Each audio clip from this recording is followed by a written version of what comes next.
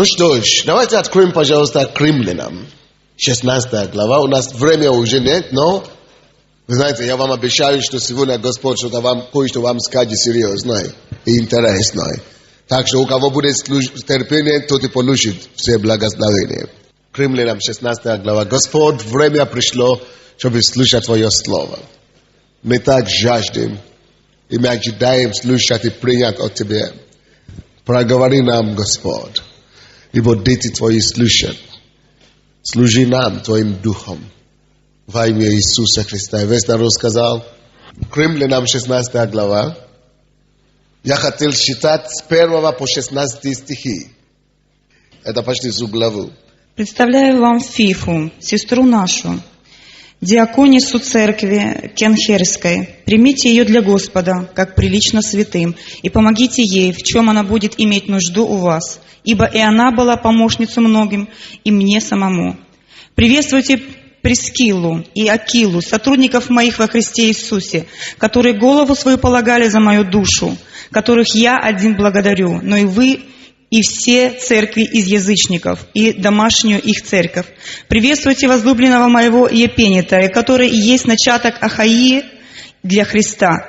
Приветствуйте Мариам, которая много трудилась для вас. Приветствуйте Андроника и Юнию, сродников моих и узников со мною, прославившихся между апостолами и прежде меня, еще уверовавших во Христа. Приветствуйтесь Амплия, возлюбленного мне в Господе. Приветствуйте Урбана, сотрудника нашего во Христе, и Стахия, возлюбленного мне. Приветствуйте Апеллеса, испытанного во Христе. Приветствуйте верных из дома Аристового. Приветствуйте Иродиана, сродника моего. Приветствуйте из домашних Наркиса, тех, которые в Господе. Приветствуйте Трихену и Трихосу, трудящихся о Господе. Приветствуйте Персиду, возлюбленную, которая много потрудилась о Господе.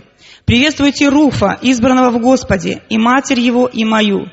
Приветствуйте Исинкрита, Флиганта, Ерма, Патрона, Ермия и других с ними братьев. Приветствуйте Филолога и Юлию, Нерея и сестру его, и Лимпана и всех с ними святых. Приветствуйте друг друга с целованием святых. Приветствуют вас все церкви Христовы. Вам, наверное, интересно, что за проповедь сегодня будет, да?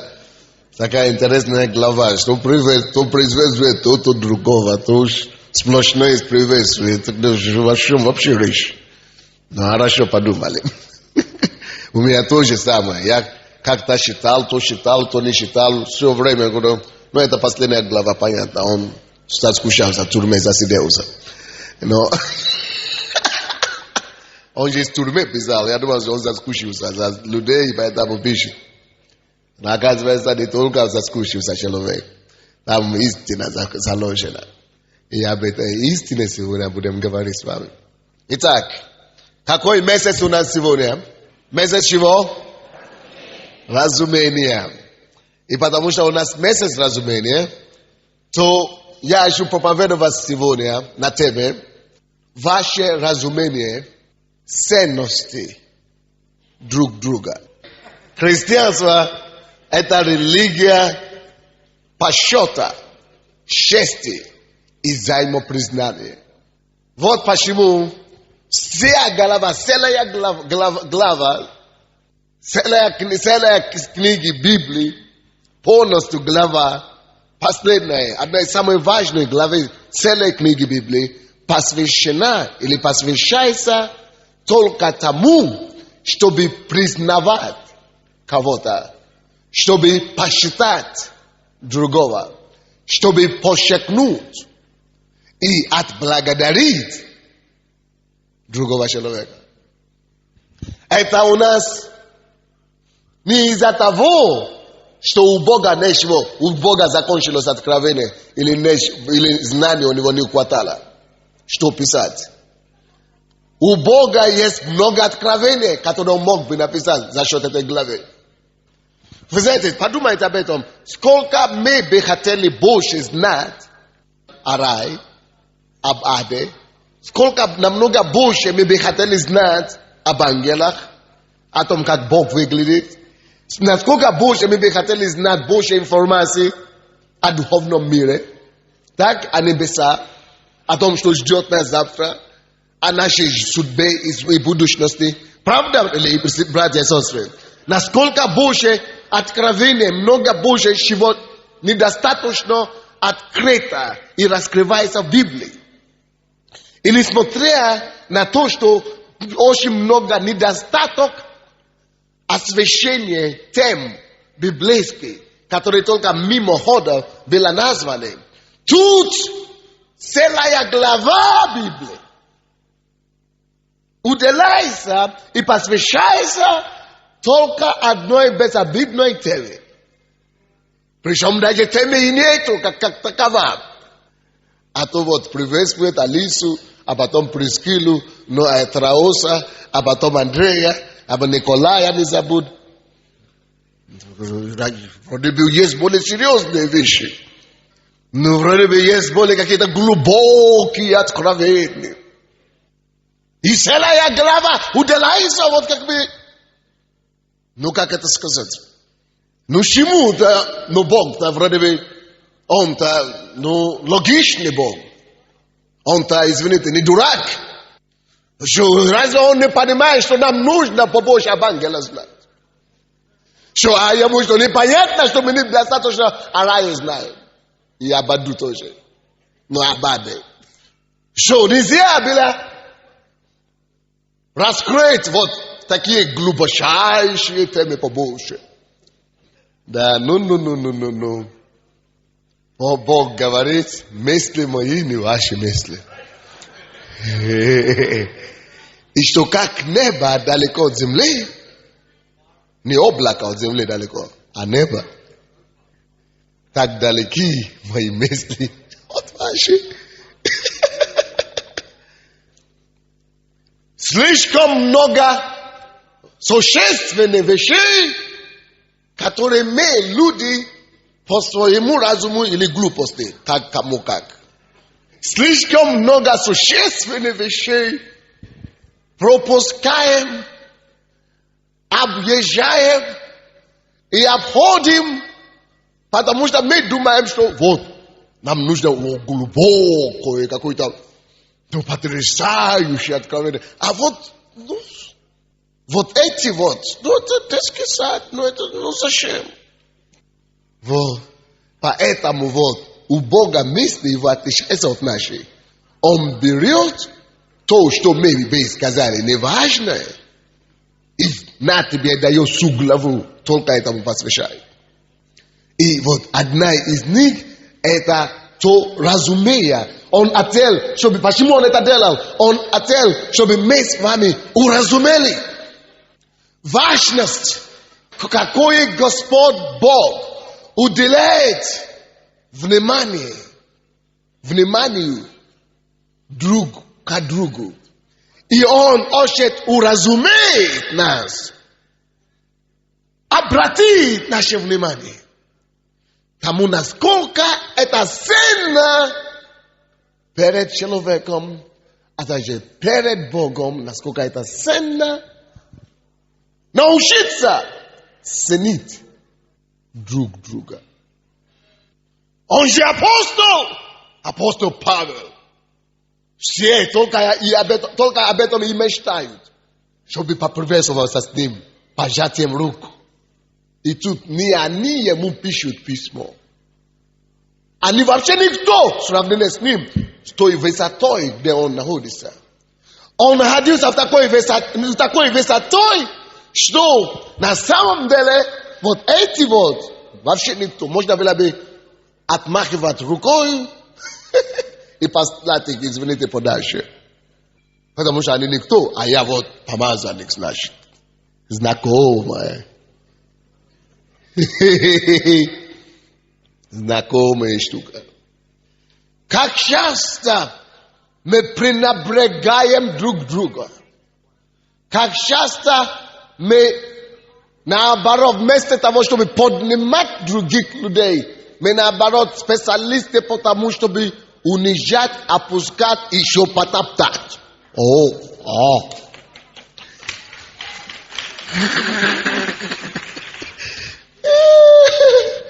Ладно, когда кто-то еще и не дает почет, и не уважает.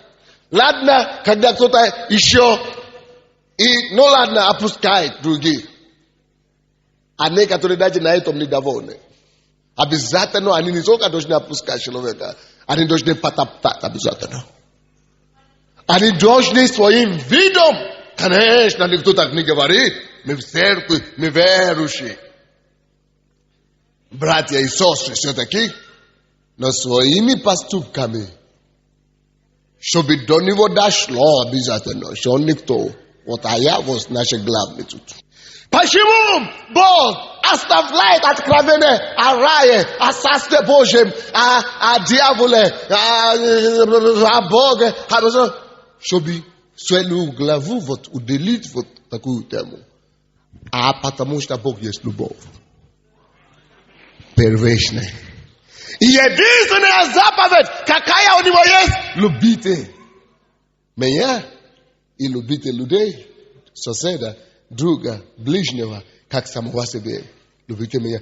Все. Для него вот это и приоритет. И единственная заповедь.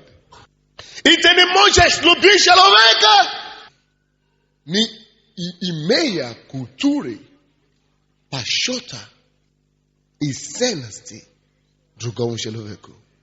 Это культура. Это должна стать церковная культура. Это должна стать культура христианского общения. Культура каждого христианина. Умением и способности выработать в себе, чтобы это уже стало нормой жизни, посчитать других. Культура почтения, уважения, ценности всякому и каждому человеку. То есть ты не можешь говорить, что ты ходишь в любви, ты не можешь говорить, что ты знаешь, что такое любовь, ты не можешь сказать, что ты любишь Бога, тем более соседа, не имея культуры почтения, уважения и ценности каждому и всякому человеку. Вот почему апостол Павел, он не жил мыслями эгоцентричной, культу личности, о том, культ помазания, культ помазанника, о том, что а вот я, значит, же, самое главное, я же апостол Павел, это я же. Зачем мне кого-то вспомнить там? А вот берет ручку и целую главу своей книги посвящает именно этому делу. Я думаю, вы понимаете, что я говорю. Но дойдет больше, если мы посмотрим с вами, как написано там. Давайте посмотрим первого стиха. Все будем читать. Так. Предоставляю вам Фиву, сестру нашу, диаконису церкви Кенхерской. Если бы я был на его месте, я бы вообще не запомнил название того города сложновато. У меня была бы уважительная причина, чтобы не вспомнить. Сложное название. Ну, чего мне крутит тебя и мучит тебя головой-то. Вот сестра далеко живет, вот почему мы ее не вспоминаем. Вот брат, у него там телефона нету дома, вот почему мы и о нем и не беспокоимся-то. Даже из 12, которые ты понабрал, свои 12, у тебя некогда их вспомнить. То тем более написать им письмо или позвонить им. Культура, почтение, ценности каждого человека. Отсюда он отдельную сестру вспоминает. И представляет ее все церкви. Второй стих. Примите ее для Господа, как прилично святым. Теперь скажите, пожалуйста, что прилично святым? Вопрос мой понятный, не? Или вовсе нет? Что прилично святым? Вот, считайте второй стих все. Раз, два, три. Второй стих.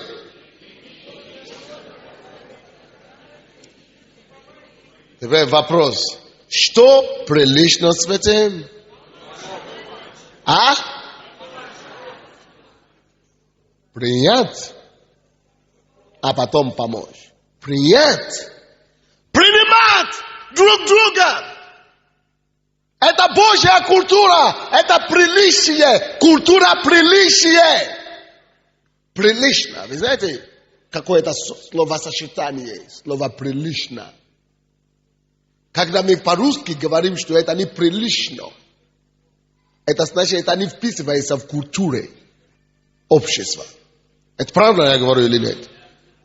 Вот. То, что прилично, то, что входит и вписывается в культуру христиан и в христианском воспитании, если написано, это прилично святым принимать друг друга и оказывать помощь друг другу. Это вопрос не духовности, это вообще вопрос приличия. Потому что если человек не умеет принимать любого человека, бомжа, наркомана, если он во Христе, и не умеет честь, уважение и ценность оказывать им, и не умеет также помощь элементарную, чтобы в его силе оказывать любому, то ему неприлично, он неприличный человек, значит, такой человек в обществе не должен быть принят. В обществе вообще, короче, то же самое, что списывать его с животными. Списывать его со свиньями. Потому что когда говоришь, что это неприличные поступки, это значит, что человек делает то, что только животные могут делать. Правильно говорю или нет? Если мы говорим, что ты неприлично поступает, он себя ведет неприлично, это значит, он делает то, что человек нормальный в своем разуме не должен делать. Он неприличный себя ведет. Так, если ты не умеешь принимать людей нормально, оказывая им честь, уважение, нормально, открыто, душой к ним, каждому, неважно от статуса, неважно от ранга, неважно поле. Если ты не умеешь, просто нормально, как одинаково принимать и нормально относиться ко всем, ты просто человек неприличный. Ты просто вообще в окружении христиан тебе выгнать надо. Выгнать надо. Ты вообще не христианин никакой. Потому что ты не понял, что значит вообще быть возрожденный человек. Потому что возрождение – это родиться по природе Бога. А природа Бога есть любовь. Это значит, я рожден от любви. Бог есть любовь. Я рожден от Него. Значит, моя теперь природа сплошная любовь. И если я рожден от Бога и Его природа любви, быть приличным, принимать человека, который нуждается в этом, оказывать помощь и протянуть руку тем, которые могу, у меня есть возможность это делать. Но это должна быть натура, это должно само собой выходить из меня. То это должно быть что-то естественное. Правильно, Юрий Иванович? Он говорит, примите ее. Если вот по определению Бога, то многие из нас мы говорим только словами о любви. Любовь вообще возле нас не пахнет. Потому что, допустим, на следующей неделе приедут на конференции Джона Арнольда. Приезжают со всего СНГ, с Запада людей. Мы скажем, если у вас от одна комната есть, примите кого-то из пасторей. Все, в это время все в церкви становятся глухими абсолютно. Все сразу становятся глуховшими. А потом, когда объявление заканчивается, все уши открываются. Думается, что Бог иногда с неба просто ему даже стыдно уже на нас смотреть. Потому что мы на него не похожи. То, что прилично святым, это принимать людей. Особенно верующих, сестру, брата. То, что прилично святым, это не только принимать. То, что прилично святым, друзья, это и помогать. Вот, по этому второму стиху, который мы читали, так и написано, примите ее как для Господа, как прилично святым, и помогите ей, в чем она будет иметь нужду в вас. Ибо и она была помощницей многим, и мне самому. Потрясающая вещь. Он рекомендует ее для принятия для всех христианства, потому что она была даже сама такая вот. И потому что она вот так принимала других людей, она достойна быть принятой. Это что-то нам тоже говорит. То, что ты делаешь для других, мир и окружающие будут делать для тебя. Вот, ты делаешь вид, что когда у кого-то нужда есть, ты делаешь вид, что ты не слышишь.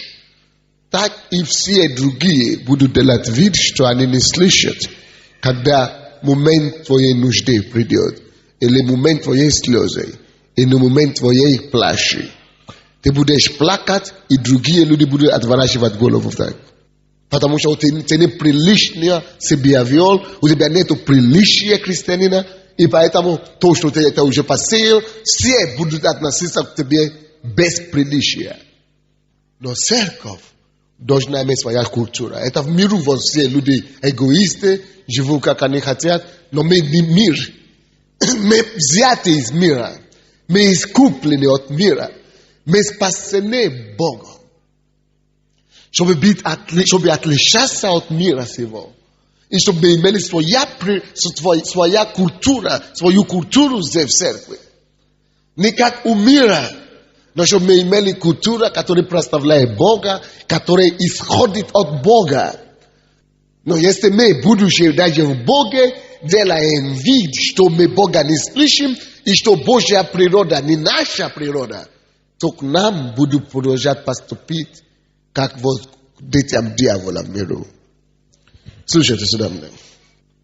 Все, что ты допускаешь в отношении других, того Бог специально будет допускать, чтобы с тобой случилось. Допустим, у кого-то была нужда, и ты допустил, чтобы закрыть глаза и вообще делать вид. Так Бог и будет позволять, чтобы к тебе поступали. Но наоборот также, ты просто слышал со стороны, или кто-то мимо, что какая-то нужда есть. И ты как добросовестный дитё Божие создаешь возможность. Ты открываешь дверь кому-то, вот то, что ты позволяешь случиться или произойти с другим, то, что ты позволил дверь открыться на благо, на благословение другому человеку, то Бог сам будет тебе открывать дверь. То, что ты сделаешь человеку, написано, что всякий дающий бедному, он дает что?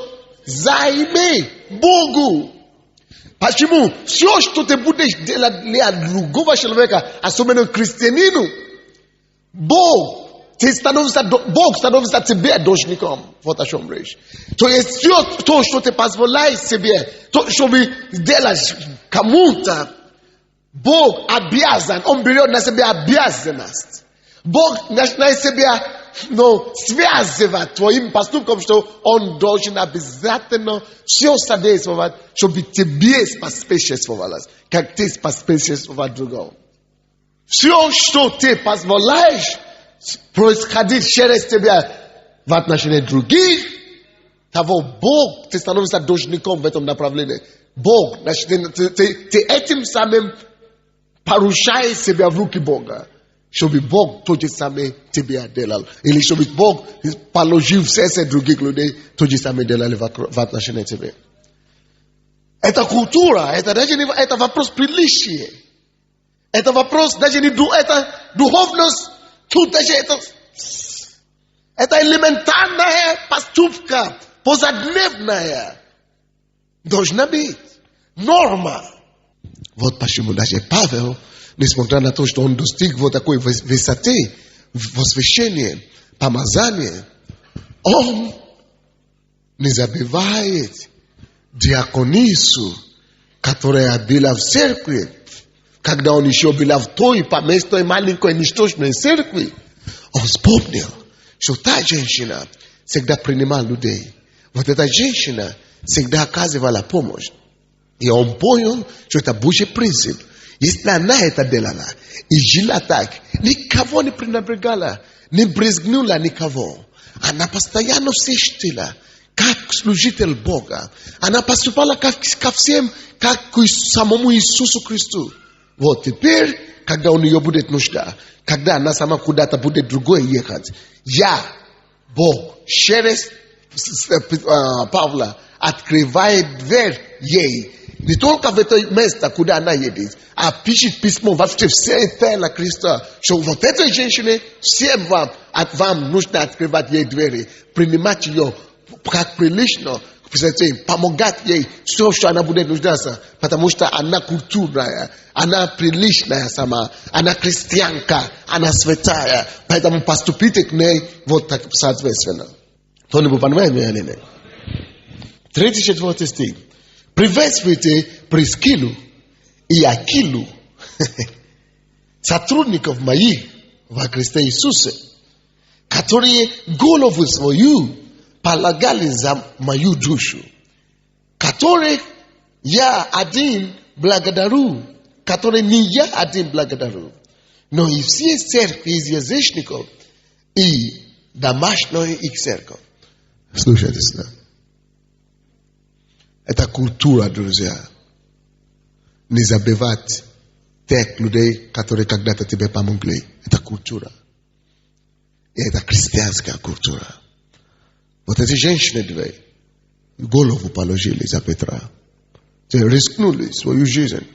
Кому-то сейчас Господь исцеляет сердце. Потому что вы доходит до вас эту проповедь. И вы начинаете принимать конкретные решения в вашем сердце.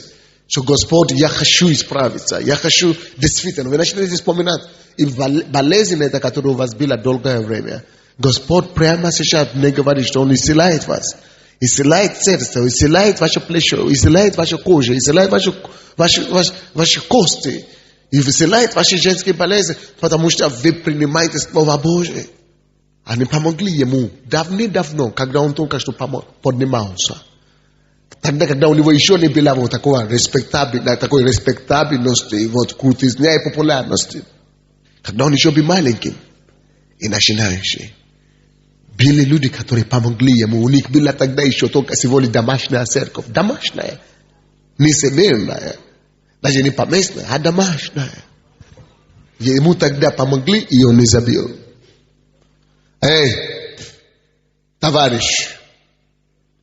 Потому что некоторые из вас нельзя братами назвать. Только товарищи вот так поступают. Я зашутил. Короче, некоторые, давайте, братья и сестры, теперь вспомните так, как ваша жизнь обходится по этому вопросу. Как насчет того, тех людей, которые вам помогли вчера, позавчера. Вы же уже понялись. Тем более, они же не верующие. А я вот сын Божий, дочка Бога, святая, вся такая. О чем говорить с неверующими? О чем? Скажите, на самом деле. Но со своей святости посмотрим, куда это ведет. Посмотрим, куда это ведет. Но приличность. Это что? От веры зависит. Потому что он мусульман теперь. Ты уже, к нему уже нельзя быть приличным. Вот это, об этом говоришь, да? Вот потому что тут православие, еще куришь, вот не покаялся, вот не принимай нашу церковь. Значит, что теперь? К нему, что ли, быть добрым? Не надо быть добрым. Ты можешь прямо его вообще убить, чтобы тебя посадили на всю жизнь. Конечно же, прилично, то, что прилично, то и прилично. То, что божественно, то и божественно. Это культура христианина. Быть приличными. Ценить. Давать честь кому честь. Посчитать. Быть признательным, быть благодарным. Это нормальная культура христианина. Если кто-то когда-то вам помог в жизни, не будьте неприличным, не будьте, как мы говорим, безблагодарным, не будьте таким жестокосердечным, будьте культурными, в конце концов. И целая глава из Библии уделяется вот таким вопросам. Знаете, именно сегодня на дне я вспоминал одну историю. Один парень, его уволили с его работы, а он был хорошим водителем из одной из наших дочерних церквей.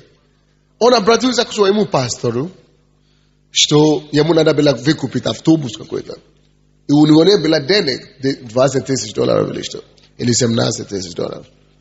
Но его жена, у него много детей было. А он хороший, талантливый человек. И его пастор прибежал ко мне и говорил, у меня нету ничего. Но я вспомнил, что какой-то наш земляк жил здесь 15 лет и накопил. Хотел уехать домой. Он врач сам, но оставил диплом, работа на рынке. На рынке, врач. Чтобы от чем-то вернуться домой. И у него было сбережение, он говорит, если у меня будет, у него будет, что он потратит. И он принес моей жене. И я направил этого пастора, говорю, иди к моей жене, я знаю, что кто-то ему дал что-то воспользоваться. А он говорит, вот я через несколько месяцев принесу. И я говорю, я тебе поеду в Африку только через 2 года. Почему? Пускай дадут ему. Верующий. Верующий. Который по рекомендации пастора. Короче, до сих пор моя жена еще оплачивает долги. Принес пару раз и исчез.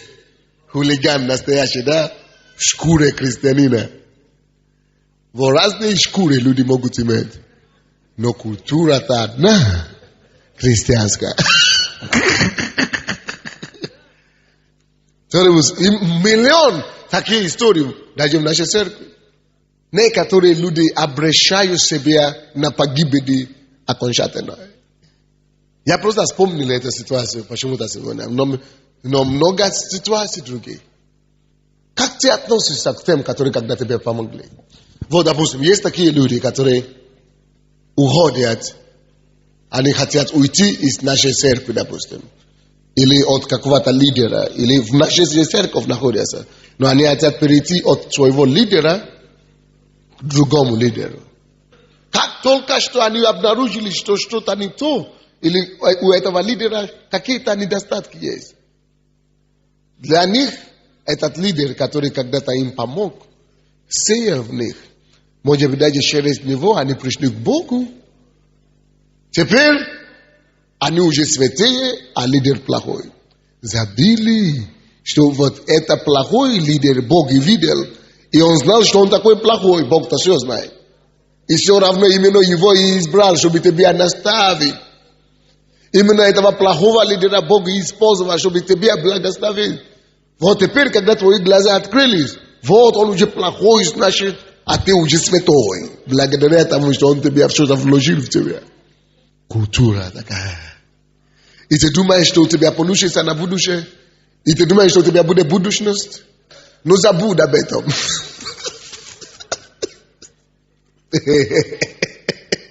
Забудь об этом. Потому что твой характер догонит тебя. Твои поступки перегонят даже тебя. У тебя нет культуры, ты не культурный человек. Таких среди животных бросают. Вот почему Павел целую главу уделяет эту тему. Чтобы в церкви не было сборище таких некультурных людей. Я говорю, человек, через которого я пришел к Богу, какие бы недостатки я не заметил в него, какие бы ни были у него проблемы, я до завтра благодарен им. Вы слушаете меня или нет? Даже какие бы я не видел в нем недостатки и проблемы, я помню, откуда Бог меня вытащил. Через его слова, через его наставление, я принял Иисуса. Я готов до сегодня, до завтра жизнь отдать за нее. Это женщина. Я готов жизнь мою отдать за нее до завтра. А я видел у нее проблемы многие разные. Я каждый раз даю ей деньги до сих пор, когда я вижу ее. Я не могу. Какой бы она ни была, какая бы она ни была стала, какая бы она ни была уже какой несовершенная. Я уже перешел ее намного. Но потому что благодаря ей Бог меня нашел. Пускай она уже была отступницей. Я буду продолжать почитать, уважать, благодарить и ценить. Вот культура. Вот что приличие святых. Некоторые люди говорят, а вот я перешел, и многие из вас, вы есть такие, которые перешли из других церквей сюда к нам. Кто-нибудь есть такой, который из другой церкви, полной евангельской церкви, перешел к нам? Видите, как вас много? Опустите руку. Многие из вас вы такие. Через кого-то, через помазанников какие-то, вы спаслись. Они воспитывали вас, вложили в вас, благословили вас. А потом вы перешли сюда, это очень лучшая церковь, крутая церковь, самая большая церковь вообще. Что там у вас там домашняя группа? Что там у меня, дайте самая домашняя группа больше. Ну что-то там вы мне сказать. Какой пастор? Какой там пастор? Ну плода нет. Но какое там помазание? Но я ничего не чувствовал, он ничего не умеет. Умница.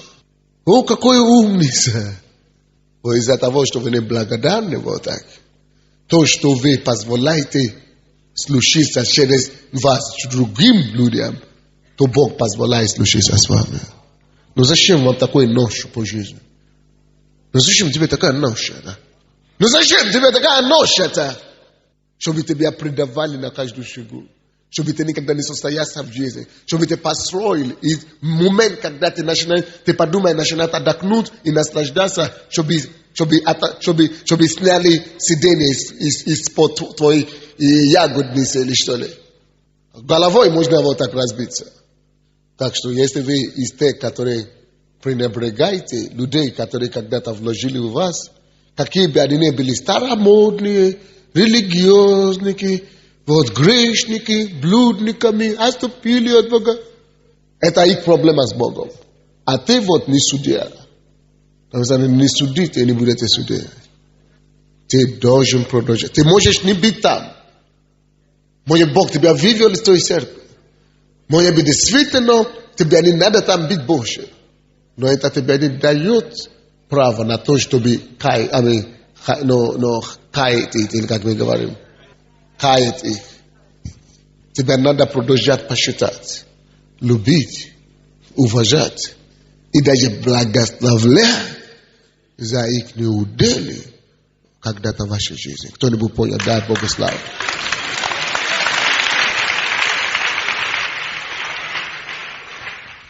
Вот почему у меня нет врагов до сих пор на земле. Вообще нет. Нет человека, кого я не воспринимаю нигде. Нет человека, на кого я обижен или я злой. Нет. Потому что даже те, которые больше всего мне делают гадости, тем я больше всего благословляю. И дарю что-то обязательно. И чтобы подкреплять это. А то ты можешь благословлять устами. А когда дело доходит до дела, тогда джаба начинает, или как Люша, культурные. Давид, короче. Может быть, кто-то знает эту историю. Однажды я слышал об одном пасторе в городе, который, у него была хорошая церковь, большая церковь, и какие-то события там были, разговоры. И я начал чувствовать себе как ревность или как недовольство, какое-то чувство странное, мне плохо от него. А когда тебе плохо от человека, значит ты больной сам. Я понял, не он больной, это я больной. Он-то не знает, что мне плохо. А мне-то плохо.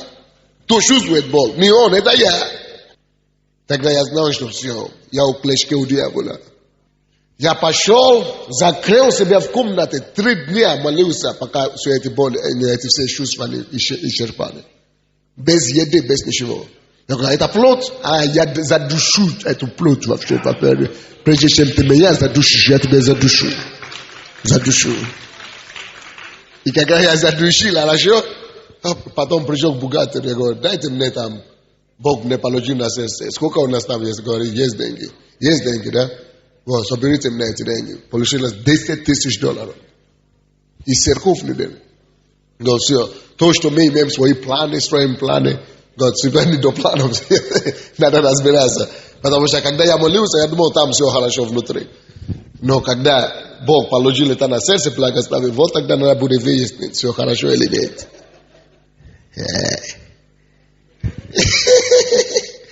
Потому что даже штаны некоторые не могут дать. Тем более все сбережения. Мы взяли эти $10 000 и посеяли в жизни этого брата. Все эти плод, которыми я пыталась задушить, она умерла до сих пор, не воскресла.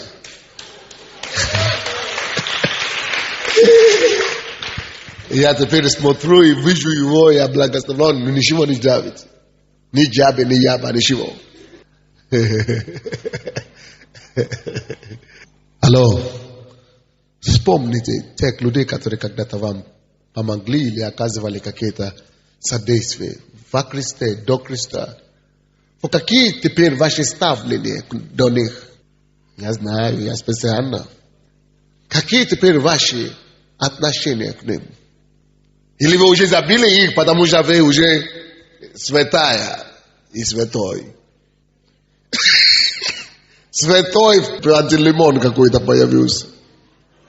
Это голова его появилась. Может быть, его тело где-то тут ходит. Вот, не будь слишком святым, чтобы забить те, которые тебе когда-то делали добро. Кто-нибудь понял меня или нет? Вот это и учит нас Бог. 5-6 стих. Приветствуйте возлюбленного моего Епенета, который есть начаток Ахаи для Христа. Приветствуйте Мариам, которая много трудилась для нас. Представьте, Мариам считалась как уборщица, как служительница, как домохозяйка Павла. И то Павел вспоминает каждого по имени. Давайте мы все скажем каждого по имени. Вспомните, это Божий принцип.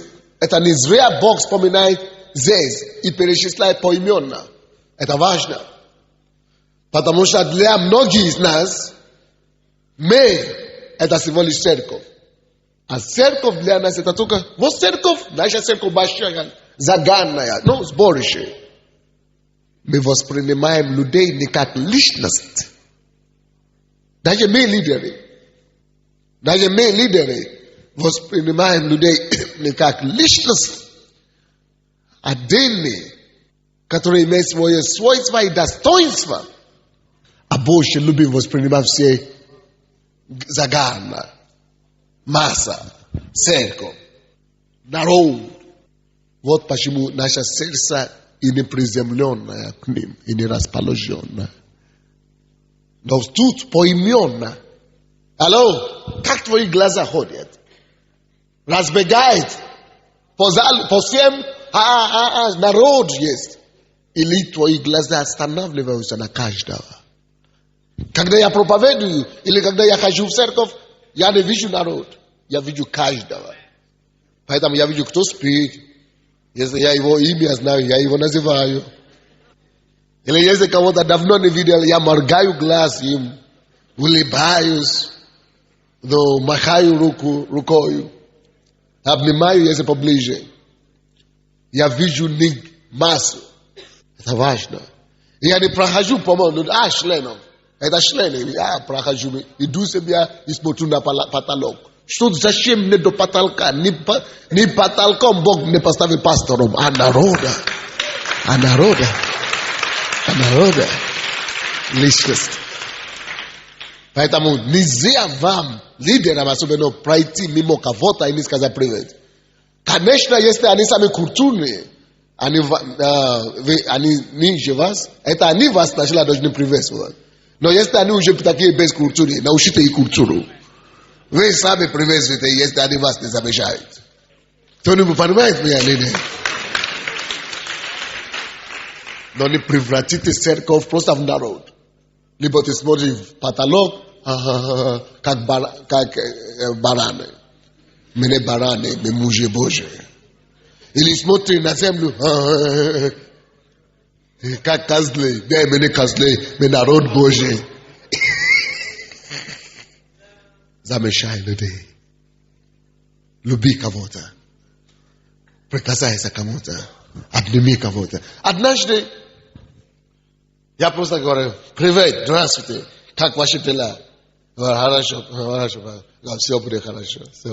И прошел. Но когда этот человек потом через какое-то время, через год или два, приходит ко мне на прием и говорит: пастор, я хотел совершить самоубийство. И я говорю: Господь, пошли пастор или кого-то ко мне. И вы не знали мои мысли, как будто вы все знали. Вы сказали: все будет хорошо. Вы сказали: привет. Вы мне улыбнулись. И я увидел что-то у вас. И я понял: нет, мне хочется жить. Радость есть, жизнь. И она думает, что это я такой духовный, что Бог дал откровение. Я никакой духовный, вообще не пахнет. Это просто культура. Кто-нибудь понимает меня или нет? Иногда не надо ждать откровения или пророчества. Просто будь культурным. И это решит и разрешит много вопросов. Многие из нас, особенно лидеры, если я пройду даже 10 метров от них, даже 100 метров, они меня заметят и поприветствуют. Потому что я пастор. Пастор Сандей, здравствуйте. Я вечерник. Но попробуй, пускай уборщица, наша сестра, которая здесь убивает, или группа порядка, пройдет, даже наступает на ноги, они не заметят. Не заметят. Не заметят. А Мариам, которая домослужанка была, Павел вспомнил. Как хотелось бы, чтобы все пасторы и лидеры наши слышали эту проповедь. Подарите кому-то. Подарите своему лидеру. Поможете. Если послушает и скажет, что а зачем ты мне подарил? Скажет, пастор сказал. Пускай вина будет на мою голову. Они там меня простят. Но вам не знаю. Но послушал, все равно тоже простят. Из-за того, что у нас нет времени, напишите пару мест написаний. 1 Петра 2. 1 Петра 2. 16-18 стихи. А также 1 Коринфянам 15, 58. Когда я видел людей, которые уходят из нашей церкви, и не приходят ко мне, говорит пастор, Бог нам сказал пойти в другую церковь, или мы переходим в другую церковь, спасибо. Это нормальная культура, между прочим. Не думай, что пастору будет неудобно или неприятно. Нет, я, допустим, только благословляю. Когда я их вижу где-то на улице, я говорю: сестра или брат, куда вы пропали? И они говорят: а я сейчас хожу в другую церковь. Я говорю: а чего вы не ко мне? Мы что, ссорились с вами? Чего вы не пришли, чтобы я вас благословил, отпустил? Чего вы просто так себе? Давайте, подойдите, я помогу. Им становится неудобно так, стыдно. Вот на неделе, понедельник случилась такая история. Я знаю много людей таких, которые какие-то люди, одна сестра, пару сестры ушли в другую церковь и начали притягивать людей из нашей церкви туда. И многие ребята потихонечку туда ушли. А потом одна девушка подошла ко мне, женщина, и говорит: пастор, меня там тоже взяли в эту церковь, пригласили, и я еще туда идти. Я говорю: как вы думаете об этом? Я говорю: неплохо, я вас благословляю. Но из-за того, что вы пришли, я вам кое-что расскажу об этой церкви. То, что все люди, которые ушли туда, не знают, это то, что пастор этой церкви, он не то, что не пастор, а жулик настоящий. Но церковь то же самое, как наша. Но они-то не знают, что все церкви города уже отреклись от этой церкви, от пастора. И этот пастор по пролете по всем казинам города проститутками и пьянками делает. А потом приходит на служение и проповедует. Но из-за того, что они не пришли ко мне даже попрощаться, так и попали туда. Я им говорю, ну будьте здоровы, девушки. Но из-за того, что та пришла, я мог ей рассказать настоящее. Когда она это услышала, она говорит, слушай, а все так было хорошо там так заботятся, так любовь такая, любовь. Я говорю, по этой любви потом ты будешь следующей в очереди. То есть, люди, которые Бог использовал, чтобы тебя благословил когда-то, всегда будь благодарен. Когда ты пойдешь к ним вот так, может быть, они спасут твою жизнь еще раз. А когда ты по твоему большому уму отмахивает рукой на них, порой люди идут прямо в погибели. И многие потом из этих девушек разочаруются так сильно, когда узнают истину, что они вообще от Бога отпадают. И если так пал, уже все, ад грядет. Это очень серьезно все эти вещи. Нужно иметь посчитать людей. Нормальные и простые, и другие. Вот, допустим, 7 стих говорит. Приветствуйте Андроника и Юнию, сродников моих и узников со мною, прославлявших между апостолами и прежде меня еще веровавших во Христе. Но заметьте себе что-нибудь здесь. Здесь он прославляет и приветствует своих родственников. Давайте мы сейчас скажем родственников. Потому что многие из нас, мы думаем, можно всех посчитать, можно всех ценить. Но муж, это же мой муж, это же моя жена, это же мой Саша, а это же мой Андрей, это же мой Вова, что там. А перед всеми церкви святой, ангел, он всех посчитает, он всех уважает, а свой домашний, он как обезьян с ним дома, или с ней дома.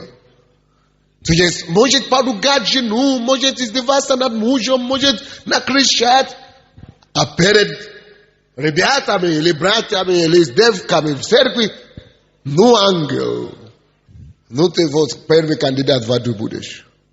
Потому что ты вообще, это все. Лицемерие, грех лицемерие, это самое страшное, то, что фарисей все послал в ад. Но Павел, он нашел родственников своих, родных мой. Он посчитает людей, которые даже его родственники. Вроде бы, очень часто, друзья, мы считаем, что наши родственники родные, они нам обязаны. Зачем их благодарить? Вы не культурные, вы не приличные.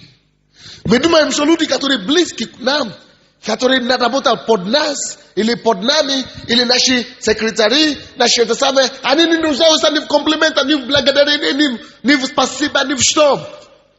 Эй! Дорогой государь, где ваша культура? А есть другие, которые считают, что потому что мы все братья и сестры, они даже не могут посчитать, написано все посчитайте. Раби, чтите господина вашего. Они даже не могут посчитать своих директоров. Есть, я знал ребята в нашей церкви здесь, которые работают на работе, одно работает с директором, у них есть старший. Но он брат, тоже из церкви. Но они говорили, Саша, это же Саша, брат. А в миру мы все знаем, как прилично поступать с кем? С начальниками. А это же брат. Какая мне разница? Саша. Ты. Вместе вы. Потому что мы братство. Мы думаем, потому что мы в одной семье, значит там только будет братство. Где культура ваша? Но Павел исправляет все это дело здесь. Даже если ты очень близкий к человеку, даже если вы в одной семье с ним, сначала посчитай наипаче домашних своих, написано. Наипаче домашних своих посчитать. Потому что то, что у тебя нету дома, не найдется на тебе на улице. Поэтому как бы ты ни делал вид, что ты такой добрый, с другими людьми, начальниками на работе или с другими. Все видно сквозь тебя, все видно. Это только ты не видишь. Это только ты не видишь. Ты уже ослеплен полностью. А мы все видим. Культура, чести, уважение, признание, ценности друг друга. Разумея ценность, признание друг друга. Даже есть некоторые члены церкви здесь, чтобы себя считать, они ищут почтение, которое они не заработали. Они ищут авторитет, который им не дано. Некоторые приходят к нашим пасторам и говорят: Сергей или София, ну, где это самое у тебя? Ты что, кому тебе? Ты что, назвала, дала ей имя или кума, кто тебя поставил кумой над ней? Если Бог ее поставил пастором твоим, так и прими это. Даже ко мне, вот некоторые нужен полностью я обнаглели, куда еще? Сандей, привет! Ну, я, конечно, делаю как дурак, я говорю, конечно, привет, как ваши дела? Я ему навей, а он тебе после по полной программе налетает и все. Но это же очень просто. Написано, что кто принимает пророка за пророка, тот получит награду пророка. А кто принимает Сандея, то и получит только от Сандея подарок. А что у Сандея дешево, только темнокожий. Темнокожий кожи, станет черным, как я. А если принимаешь пророка за пророка, то тогда станешь получишь награду пророка. Никто не требует. Ты говоришь, ну, пастор, еще это и не хватает. Проповедуй, чтобы его уважали, но мне еще вот так уже хватает. Да тебе помочь этим. Культура. Но если я это не скажу в этом доме, кто вам тогда скажет? Вы пойдете позоритесь где-то, пока у вас исправят, а тогда стыдно будет. Поэтому я как папа духовный говорю эти вещи. Вы понимаете меня сегодня? Еще одну вещь я заметил. Если вы прочтете эту главу, то вы увидите, сколько женщин, служителей, Павел посчитает и подчеркивает и признательный. Сколько женщин. Даже первое, с кого начало это писание, это почесть и уважение и признание женщины. А вот когда некоторые, дай Бог, что я надеюсь, что никого таких нету среди вас, из нашей церкви, по крайней мере, точно нет таких. Но кто его знает, может быть, найдется кого. Потому что есть некоторые мужчины считают, и как только что они видят, что женщину упоминают как апостола, как это самое, жаба у них давит. Им прямо очень вычеркнут это дело из Библии, что как эта женщина вот такая, вот пошёте такие. Вот я на дня приехал из одного города, с Украины тут. И я говорю о том, как Бог использует женщин, которые в нашей церкви. Молчит, это все пасторы, они одни же мужчины, вот такие, ну, помазанники, да. Галстук на месте. И пиджак тоже.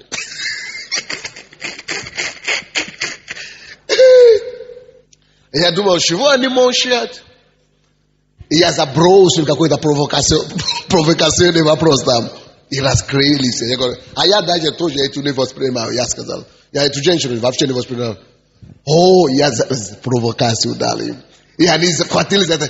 Да, Сандей, ты знаешь, мы тебя вообще тогда хотели обижать, поэтому молчали. Мы вообще тоже, если честно сказать, не только ее мы не воспринимаем, а мы вообще женщин вообще не считаем за человека. С юбки, чтобы стали на сцене, мы это не понимаем, говоря. Но женщины юбки стоят. Они видят только юбки, потому что это то, что их. А если она будет в штанах? И что вы тогда будете видеть? Потому что есть вот такие, шовинисты какие-то, мужские, которые говорят, кто женщина такая, чтобы она проповедовала. Как будто они имеют монополию на Бога. Найдите какого-то мужчину рядом с вами и скажите им,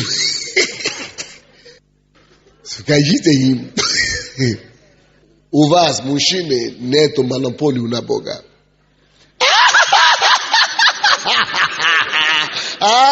Это ему скажите. Юрий...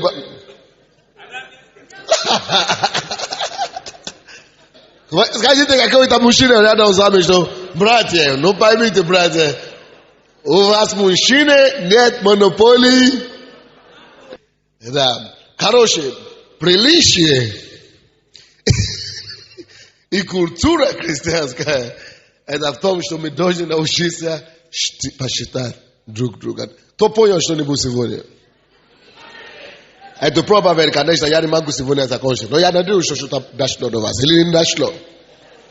Давайте станем перед Богом, дарим Ему славу. Аплодисменты Иисусу.